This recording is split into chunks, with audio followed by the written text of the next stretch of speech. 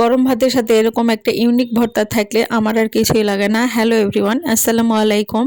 কাছে ও দূরে যে যেখান থেকে আমার ভিডিওটি দেখছেন সবাইকে জানাই আন্তরিক শুভেচ্ছা। আশা করছি সবাই খুব ভালো আছেন। বরাবরের মতো প্রিয়াস ফুডবুক অ্যান্ড ব্লগ থেকে আমি প্রিয়া আপনাদেরকে ওয়েলকাম করছি নতুন একটি রেসিপি দেখার জন্য। আশা করছি আজকের রেসিপিটি আপনাদের কাছে অনেক ভালো লাগবে।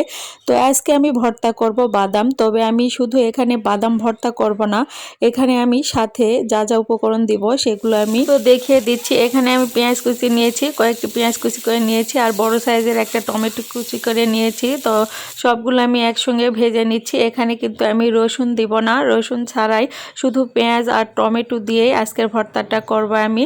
তো ভর্তা কিন্তু সবাই করতে পারলেও এক একজন এক এক রকম করে ভর্তা করে। তো আমার কিন্তু এখানে দেখুন টমেটোগুলো ভাজা হয়ে গিয়েছে, এরকম করে ভেজে নিয়েছি আমি। আর টমেটোর গায়ে যে পানিটা ছিল সেগুলো কিন্তু এখন আর একদমই নেই। খুব সুন্দর করে আমি এগুলো ভেজে নিয়েছি। তো এগুলো এখন আমি একটা বাটিতে তুলে নিব, তারপরে এগুলো ব্লেন্ড করে নিব।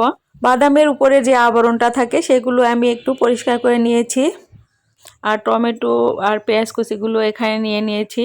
এগুলো এখন আমি ব্লেন্ড করে নিব। তো তার জন্য একটা ব্লেন্ডারের জার নিয়ে নিব এবং জারে সবগুলো দিয়ে দিব। আজকের এই ভর্তাটা শুধুমাত্র আমি শুকনো মরিচ ভাজা দিয়েই সেরে নিব। আপনারা চাইলে কাঁচা মরিচ ভেজেও এই ভর্তাটা করে নিতে পারেন, তবে আমি আজকে শুকনো মরিচ দিয়েই ভর্তাটা করে নিব। তো সবগুলো এখন আমি এই জারে দিয়ে দিব। আপনারা চাইলে এই ভর্তাটা কিন্তু পাটায়ও বেটে নিতে পারেন, তবে ব্লেন্ডার বা পাটায় বাটার মধ্যে তেমন একটা পার্থক্য দেখা যায় না। এই ভর্তাটা আঠালো টাইপের হয় আর খেতে ভালো লাগে। পাটায় বাটলে যেরকম হয় ব্লেন্ডারে ব্লেন্ড করলেও ঠিক একই রকমই হয়, স্বাদের হেরফের হয় না। তো যাই হোক, এখানে এখন আমি শুকনো ভাজা মরিচ দিয়ে দিলাম। আর আমার বাসার সবাই আসলে ঝাল খেতে পারে না খুব একটা বেশি, এ কারণে আমি অল্প পরিমাণে ভাজা মরিচ এখানে দিয়ে দিলাম। আপনারা আপনাদের পছন্দ মতো শুকনো মরিচ বা কাঁচা মরিচ দিয়ে দিতে পারেন। তো তারপর এখন আমি স্বাদ মতো লবণ দিয়ে দিলাম। এই তো সব কিছু দিয়ে দিয়েছি। এরপর পরিমাণ মতো সরিষার তেল দিয়ে শুধু এগুলো ব্লেন্ড করে নিতে হবে। তো যাই হোক, আমি ফিরে আসছি ব্লেন্ড করে নেওয়ার পর। এই তো দেখতে পাচ্ছেন এখানে কিন্তু আমার ব্লেন্ড করা হয়ে গিয়েছে।